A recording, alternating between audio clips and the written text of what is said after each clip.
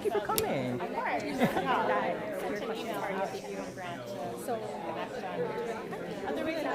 have that before, like where the mayor came and spoke.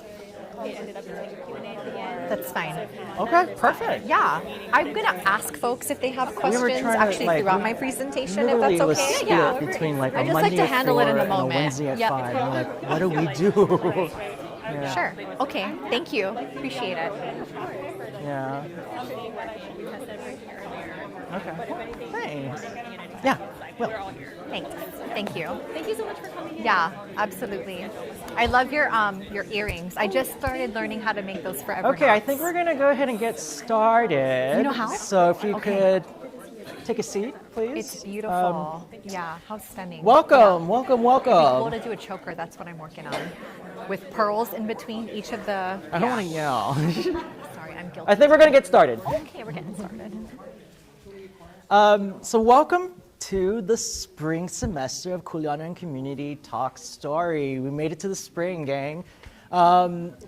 We have a full slate of very interesting and robust presentations and discussions that we have this semester.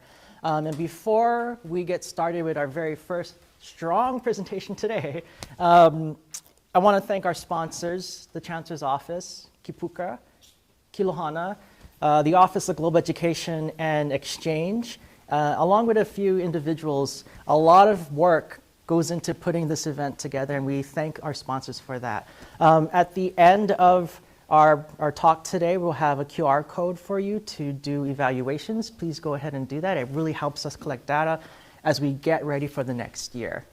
We also have counseling services over here. If you want more information about that, they're over here to talk about that. Okay. We have a really good one today for our very first one of the semester. Ashley Kierkuewicz is a local-born, proud Hilo alum, and we're proud of her. She is also a county council member and the CEO and president of Naleo.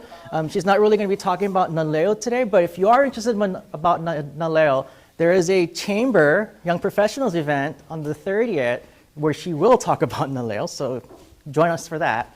But she's going to talk about engagement and our Kuleana in engagement in our community. So without any further ado, Ashley Kierkuewicz.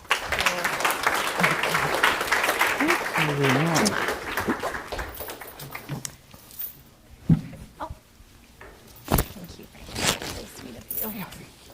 Hi, everyone. Good afternoon.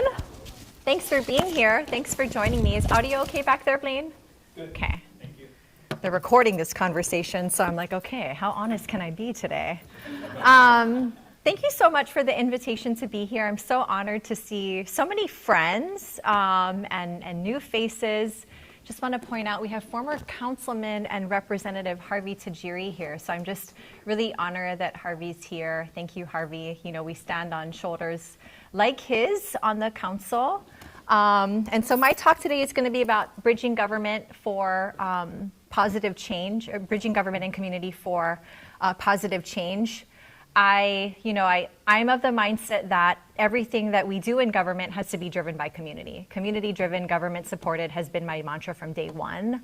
I think that the work that our office has done over the last 7 years will be sustained by community. Why? Because it was community's idea to begin with.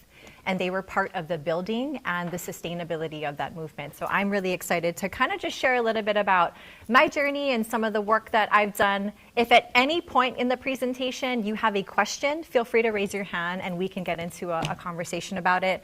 And then there's a prompt at the end if folks want to get into small groups to talk about issues that they are facing in their communities that they would like help with on a county level or a state level.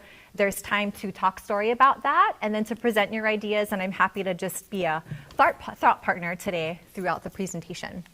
Okay, so this is my family. This is at my last inauguration.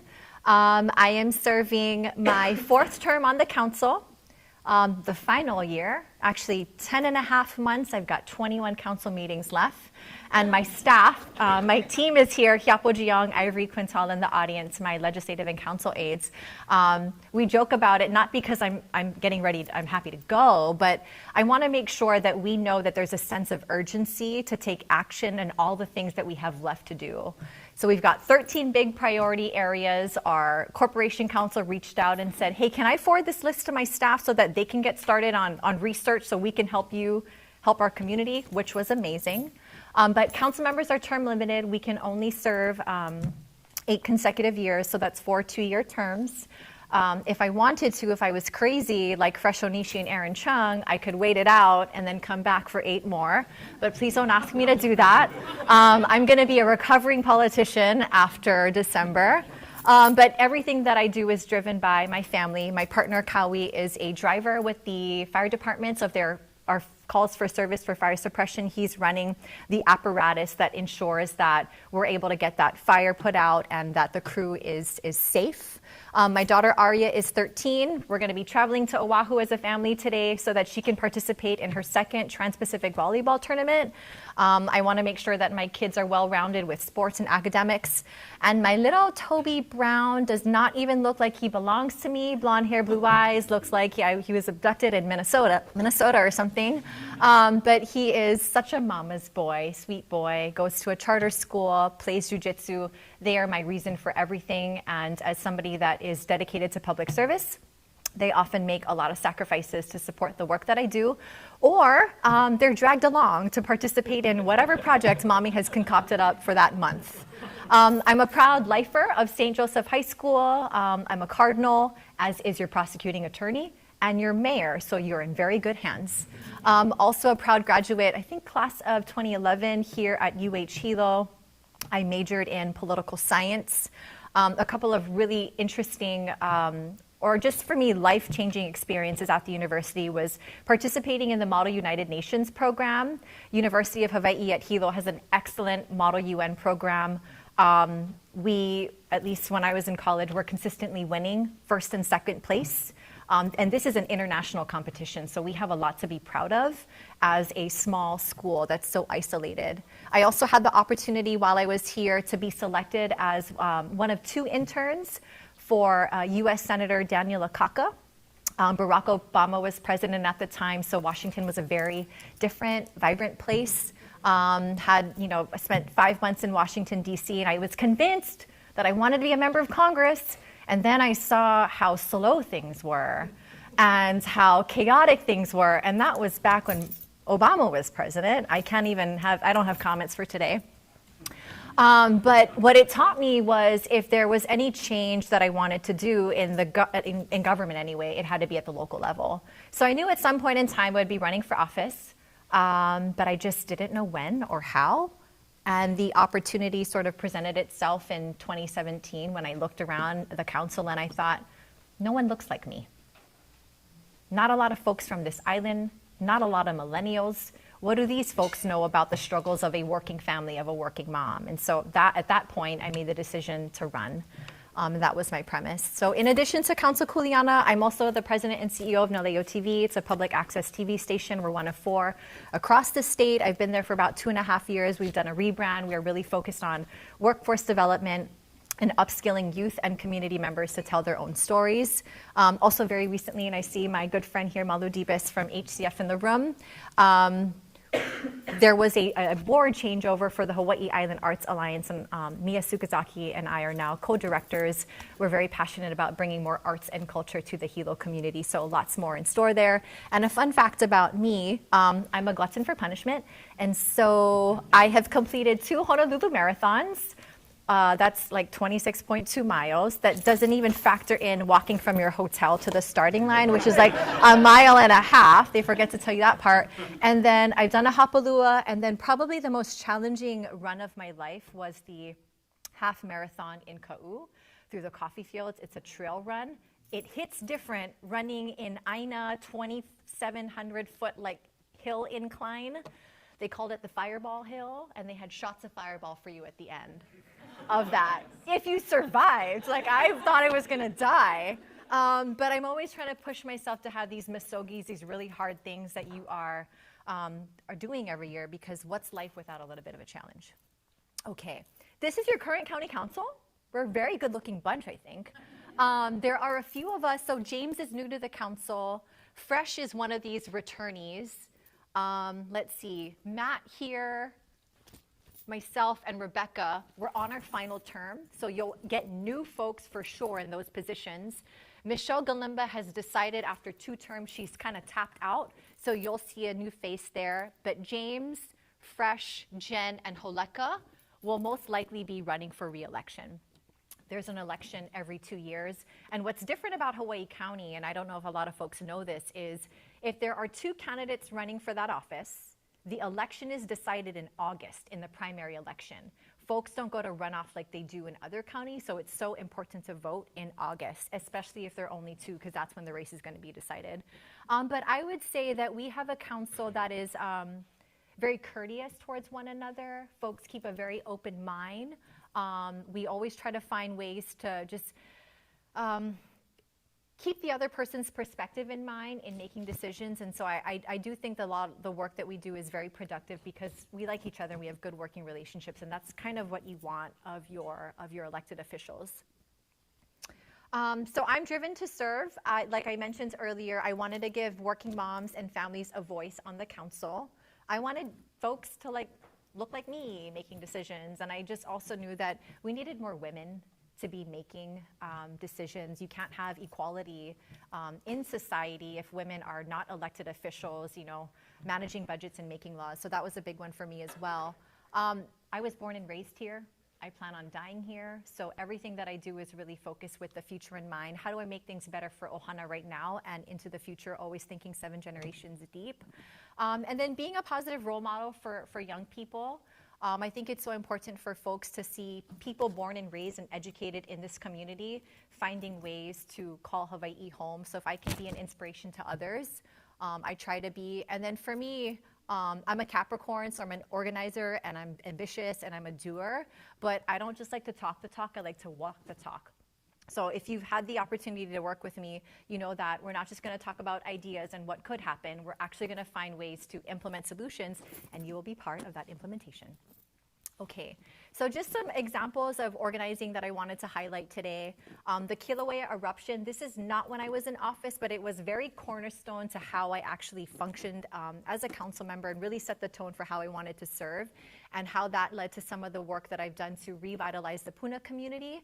I also want to spend a minute talking a little bit about a resilience hub network that I helped to spark in partnership with a local nonprofit, Vibrant Hawaii, and then getting into the nitty-gritty of some legislative pieces, how policymakers can and should be working with members of the community to enact laws that are common sense and that actually help people. Okay, who here remembers the 2018 eruption? Sure. Yeah, really devastating for the community. 3 months nonstop of this eruption, over 700 homes and farms taken. We still don't even have infrastructure restored. I got devastating news the other day from the administration that a park that we were supposed to open this December, getting kicked back 2 more years. And it's heartbreaking to have to go back to the community and say, you know what, be more patient. I don't have the heart to tell my community to be more patient because they have been. And they've been through a lot. Some people are still struggling to get home. Some people, like Kupuna's age, are hiking over lava to get back home. That's literally the reality right now. And so I represent a community that is gritty, that is resilient, that takes it on the chin, and they shouldn't have to, but they do. And so I'm here to be their advocate and their champion in every way possible. During the eruption, one of the gaps that I saw was, I love what the Red Cross does. They're an amazing organization. But I've often found that these models on the continent are not always conducive to local style outreach. And so I was one of the folks that founded Pu'uhonua o Puna, also known as the Hub. It was by Puna community for the Puna community. We knew the folks that were impacted by the disaster, and right across the street from Pahoa School, my uncle had a lot. He cleared it, and then within a couple of hours, we were online with a couple of canopy tents, and then within a week, we sort of went viral online.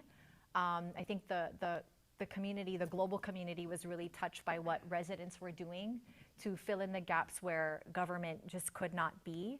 And it taught me a lot about logistics and volunteer management and donations management, and then how to just be a support for community, but also how to malama yourself and malama volunteers. Because when you're in this disaster kind of response mode where there's no playbook, where there's no end in sight, you have to make sure you're taking care of yourself so that you can be there to take care of your community. What this event taught me set the foundation for work that I did not know I would have the opportunity to help manifest a couple years later, which was a resilience hub network, and I'll talk a little bit about that in a little bit. But one of the things that was important for me was including community in decision making. So often as government, we're here in our offices, not even in the communities that are impacted, making decisions. And I wanted to make sure that the table was not only bigger, but we were going into the community that was impacted. Not for just like a one-on-one kind of transactional event, but that it was a sustained relationship so that we could rebuild trust. And we could show people how government should be working, which is in partnership with our people. So community has been involved in the decision making. This is one of our celebration nights at the during summer, just to mahalo all of the folks from World Central Kitchen and in the community that came to Kokua. I remember there was like a 7-year-old woman that reached out that wanted to fly her family out to Hawai'i because her birthday present to herself was volunteering at the hub. That's how touched she was by some of the work that we were doing, because, I mean, we were making volunteerism really cool, right? But also just showing the power of community, of people coming together to serve folks that really need it. Some of the lessons that I learned from that event, there are obviously more, but I wanted to keep it really high level, that I carry with me on the council, is the government can't and should not do it all. There are specific roles that the government, that nonprofits, that community, that business, that philanthropy can and should be doing, and we need to get clear from the get-go what all of our roles are so that we can be working in coordination. The community trusts community. You cannot just show up because you're a FEMA official and say, okay, trust me, I'm from FEMA, right? People are not, they're gonna run in the other direction. So it's great to build relationships with various community leaders and use them as a bridge from government to community, because you often trust your neighbor more. This also highlighted an opportunity for our communities, especially our rural communities, to be better prepared as households, but just even more connected. Do you know who your neighbor is? Do you know the kupuna on your street? Do you know the single moms? Do you know the people that are on, that need medical support? It's so good to make sure that you have a relationship with people that live in your community, so that in the event that a disaster happens, you can be someone that reaches out to ensure that they have the support that they need. And then a disaster is not the right time to be planning for how you respond.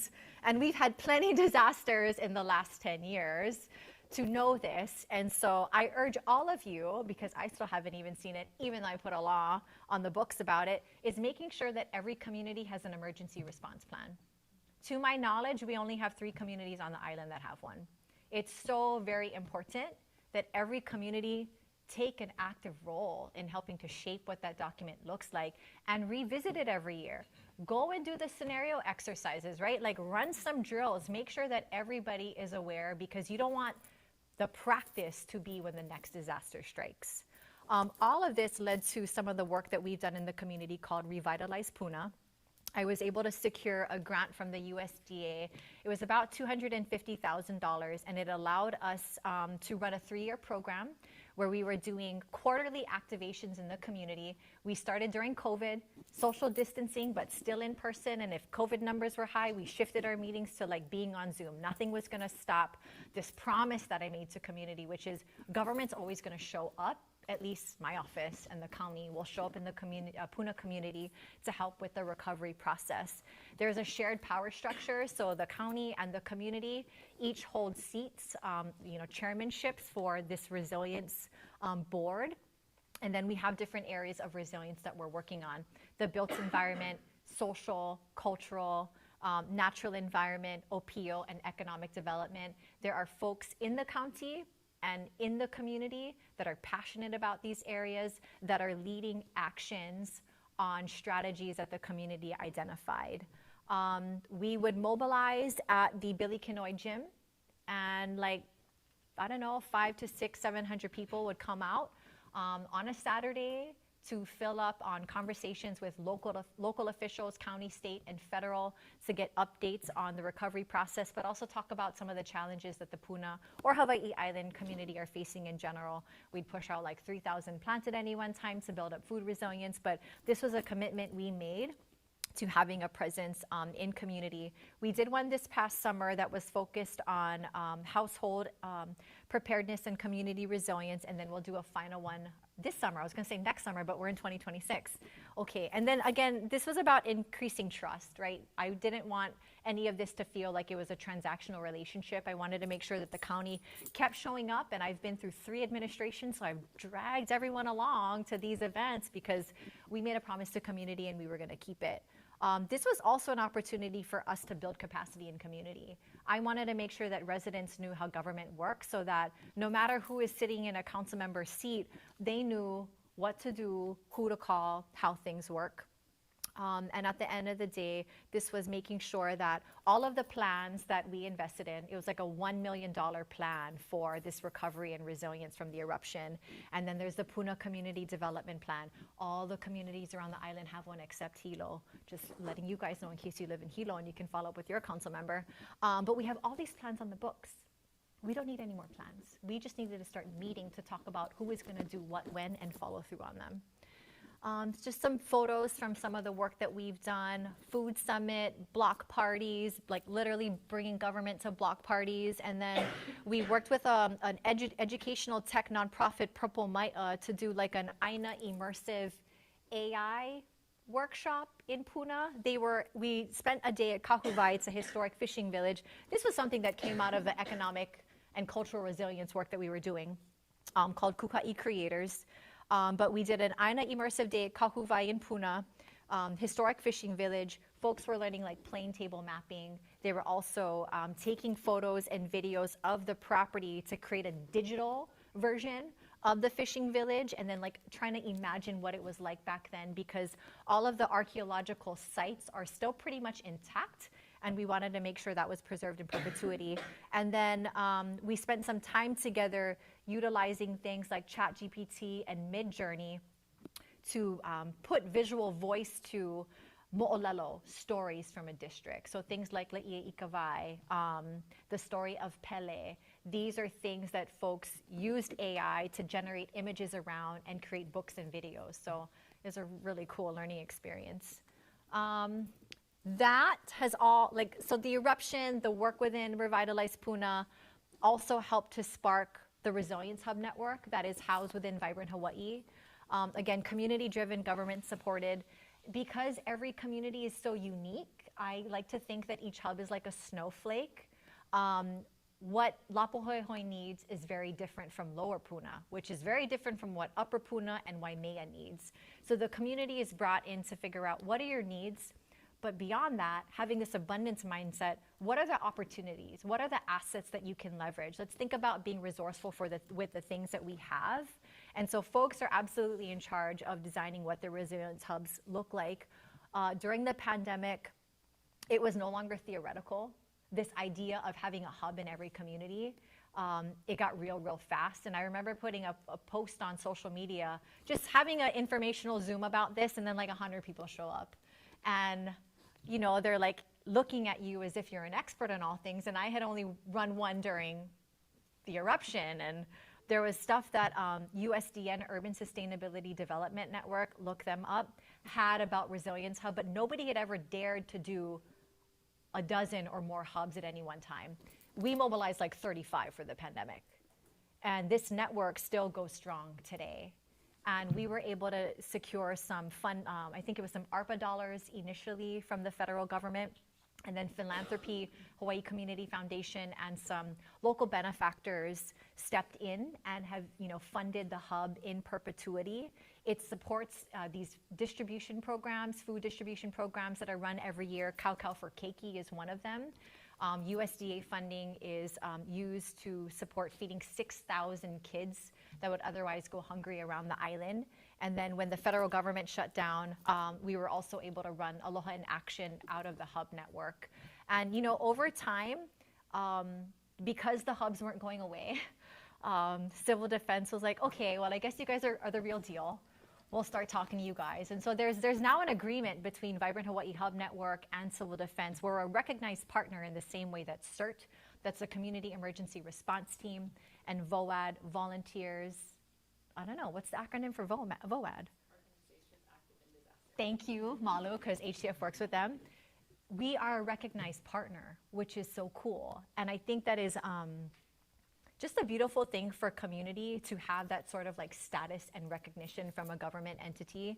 There are hub summits every year where we get to talk story about what's working, what needs to be changed, what kind of training is needed to make sure that we are ready for the next thing. And what's been really cool is in this last year, this framework has expanded to outer islands, and Oahu, the Ko'olau community, has been spending time with Vibrant Hawaii Resilience Hubs to see how we have worked so that they can start one on Oahu. Imagine that, Honolulu coming to us and asking for advice. Amazing. So these hubs mobilize during disasters, but we've also envisioned them to be community gathering connection points so that anytime you need support, especially in blue sky times, folks are available for you. Again, just some more photos. We had hubs everywhere, you guys.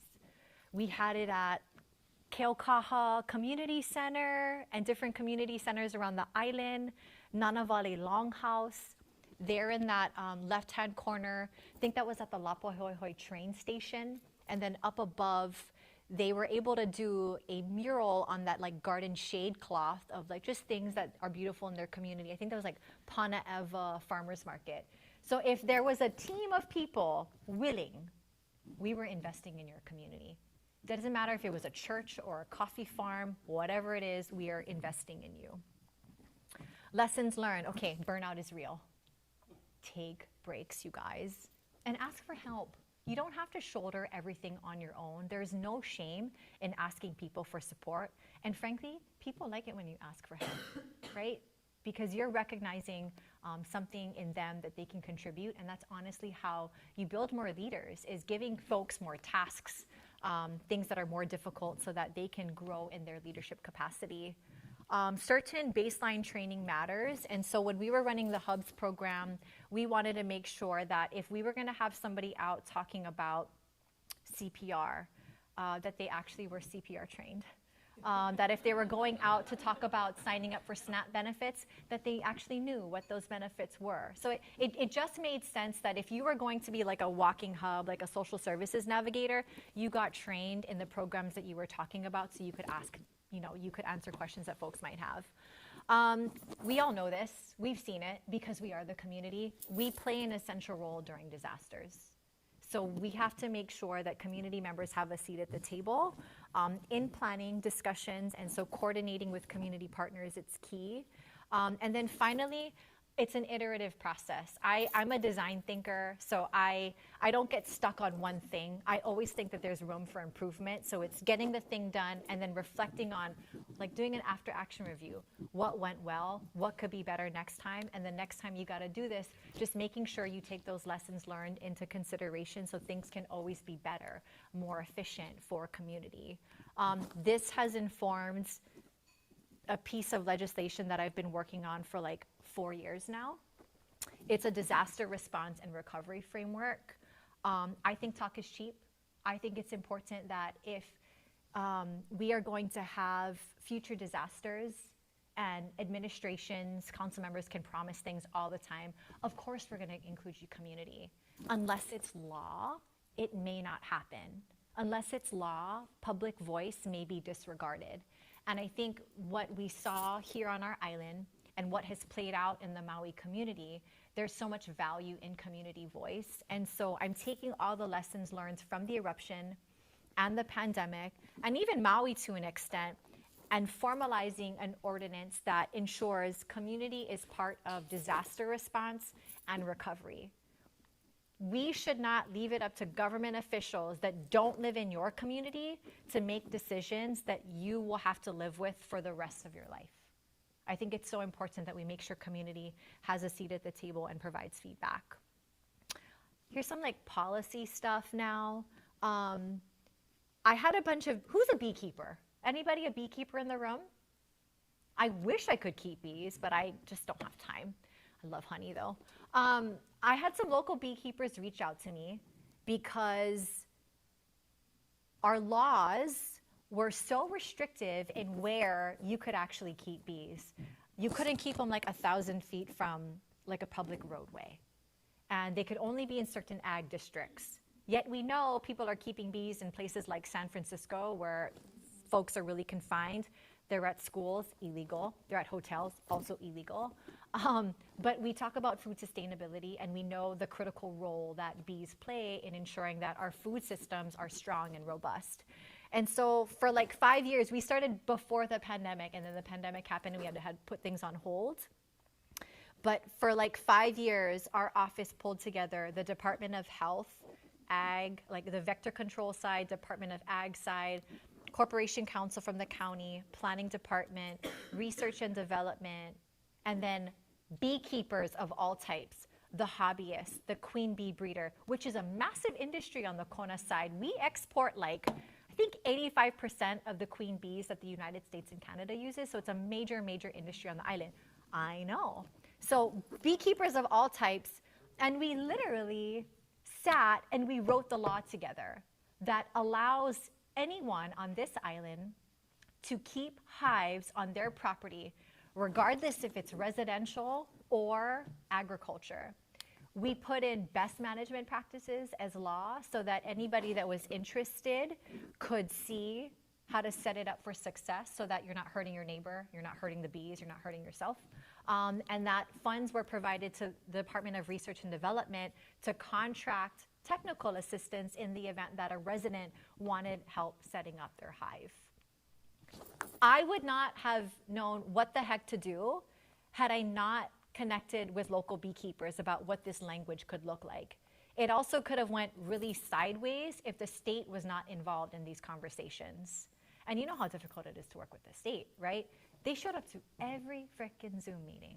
Amazing. I know, because I think they recognized what we were doing was so important. And so now other counties in Hawaii are looking to us as model legislation. We made sure to look at what was happening nationally just to inform how we might approach our work. So we weren't reinventing the wheel. We were looking at the lay of the land and figuring out what is best for our local context. And then again, we drafted that legislation together. And it took a long time, but it was very rewarding and it was very informed. So we didn't have anybody testifying against the legislation because everyone was part of the drafting, which was so cool. Lessons learned, again, do your research, don't have to reinvent the wheel. Have champions. Oh my God, you need people that are like obsessed with the topic area, not just in government, in community, to like keep each other accountable. Communication's always important, so we run everything on Google Drives. That way folks have access to the most pertinent information and could always access our files. Oh my God, persevere. It felt like we weren't gonna finish because of the pandemic, but we puka'd through. And then celebrating wins. After the bill was signed by the mayor, I threw a little luncheon for all the folks that contributed over the last 5 years, because I think it's important to just mahalo people for all of their hard work and volunteering and being part of the solution. It's super easy to criticize. It's harder to like show up every day to be part of the solution. And so I'm just so grateful for these folks, and a lot of them not even pictured, for being part of the solution. And then I'll end with this before opening it up for questions. But Honolulu Landing is like a 365-acre parcel in the Lower Puna community. It's from Waikahi'ula, which folks know as like Hawaiian beaches, Hawaiian shores, all the way into the Nanavale Forest Reserve, about 4,000 feet of shoreline. It was added to our county's PONC list. Who knows what PONC is in the room? I was just asking if anybody knows what PONC is. So that's the Preservation of Open Spaces Natural Resources Commission. That is PONC. I don't know how they came up with the acronym. Yeah, so here's what it is, right? It was established by charter in the early 2000s. And so this was a citizen-driven ballot initiative. And the idea was to preserve lands in perpetuity for stewardship, preserve them, right? Malka to Makai. Which is good. You want to do Malka so that you can preserve watershed, and you want to make sure that you're not doing coastal developments, right? So this money is intended to buy lands and they're preserved into perpetuity.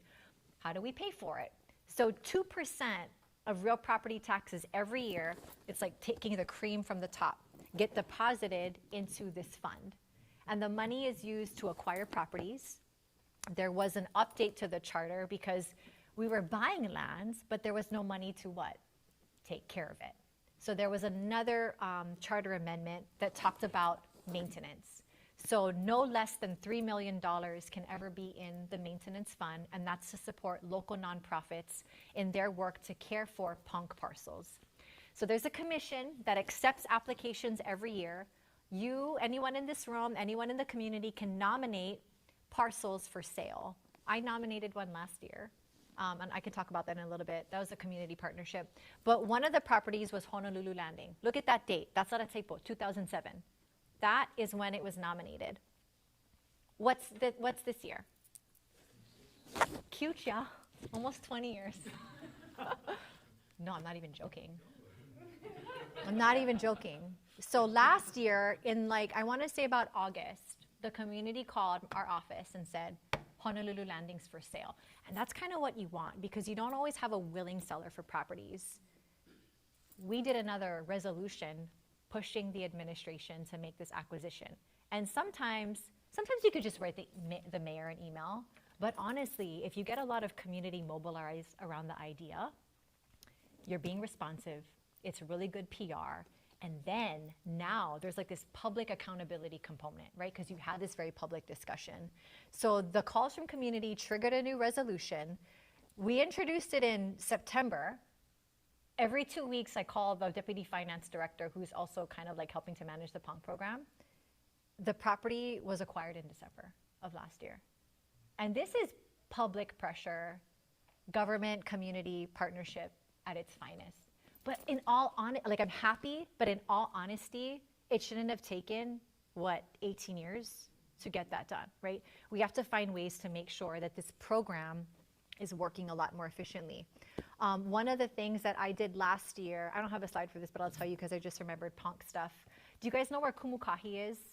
Okay, so Kumukahi, southern easternmost tip of our Hawaiian Islands. It is a storied and sacred place. It is where the sun first touches the islands. So it's very special. There's a lot of mo'olelo and mana energy in that particular aina.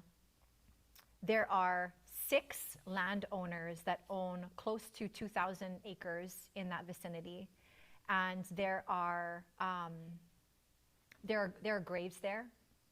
And bones, iwi kupuna, that have been taken, and they're sitting in a box at Shipti, and they've been there for over 20 years.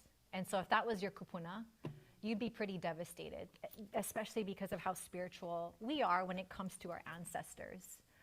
There's been desecration of graves, intentionally, unintentionally, I don't know. But there's also a lot of historical significance for this particular site. And the last couple of administrations, Kim and Roth, really tried to find a solution to get everybody to work together. You've got UH, you've got DLNR, and then you've got 4 other property owners that own these parcels.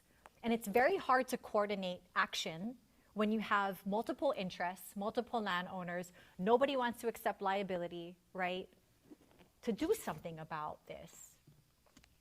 So I approached all of them. Well, how long did I have? Wasn't even a week, before the applications were due. Okay. Why don't we go for a PONC application? So I called every single property owner. I emailed all of them. They all called me within a day. Even the chair of DLNR, Dawn Chang, bless her heart, 8 o'clock at night, she called me. Sorry, I just got out of meetings, but I got your email. Let's talk about this. And within 48 hours, I was able to get every single landowner, private landowner, to either agree to sell to the county or do a conservation easement. DLNR and UH will executive order their properties over to the county. Something that 2 other administrations could not do. And so all of that's listed in our PONC application, submitted it. We brought the commission out to do a field visit. We were ranked 3rd, I think, out of 20 different applications. And so one of the things that I hope to achieve during my final 10.5 months is making sure that Kumukahi does get acquired so that we can protect this parcel in perpetuity. There's a lot of opportunity to do reforestation there, learning in Aina, but most importantly, protecting the iwi kupuna that are resting there forever. Anyway, I feel like a lot of folks here already know how to organize, but in case you don't, here's some very high level steps. There's a lot of stuff that's missing, but it's what I could fit on the PowerPoint slide. Naming the issue, who's impacted, where, and what is the outcome you're looking to seek. Building a coalition. Don't just do it yourself. Make sure that this is a collective action project, right? Get folks in government at every level if possible. And then folks in the community, business community, nonprofit, even keiki. There are folks that I think need to be brought to the table to help address an issue. Identifying leverage points, what I mean by this is you've got opening day of the state legislature happening next week, Wednesday. The county is going to start its budget hearings in April. Are these moments where you can start engaging elected officials to elevate your issue and see if they can provide financial or legislative support? A plan is just a plan if you don't have deadlines. I'm big on deadlines and I'm big on assignments. There is no such thing as they will do it. Who is they? It's us, right? So if you're going to come to me with an issue, you better believe you're going to be walking out with an assignment. So everybody makes a commitment to take action. And our level commitment is really based on seasons in our life. Sometimes we're able to do more. Sometimes we got to peel back and malama ourselves and our family, so we do a little bit less. But making sure that everybody is able to contribute resources and time. Meeting regularly, I think, is a great way to keep folks accountable, but also see if there are roadblocks, challenges that folks are encountering that you're able to help kind of tease out. I'm a big fan of making sure that you've got PR around whatever issue you have. So putting out the press release, having some branding, putting that on social media, calling the local media to see if you can get an article written or even a spot on their evening or morning news. Do everything you can to elevate your issue. And then when you do that, make sure you have your talking points, because sometimes when the cameras are on, you might kind of freak out, but just go back to having those key things in your back pocket that you want to talk about. And then finally, it's about taking action and then thanking folks throughout the project and afterwards for their time. Any questions? Okay, good. All right, so they asked me to put together a little, you know what, there's not even any time. I'm so sorry, I went over my 15 minutes. Sorry, Colby. But how's about maybe we can just do big group discussion. Yeah. Is that cool? Is there an issue that you care about, and how can you engage local government? That can be county, it can be state, or how do you hold us better accountable and help move your issue forward? Yes, hi. Hey. What's your name? My name's Arjun. Hi, Arjun. I'm a new faculty member here. Right on. Semester in kinesiology. Oh, cool.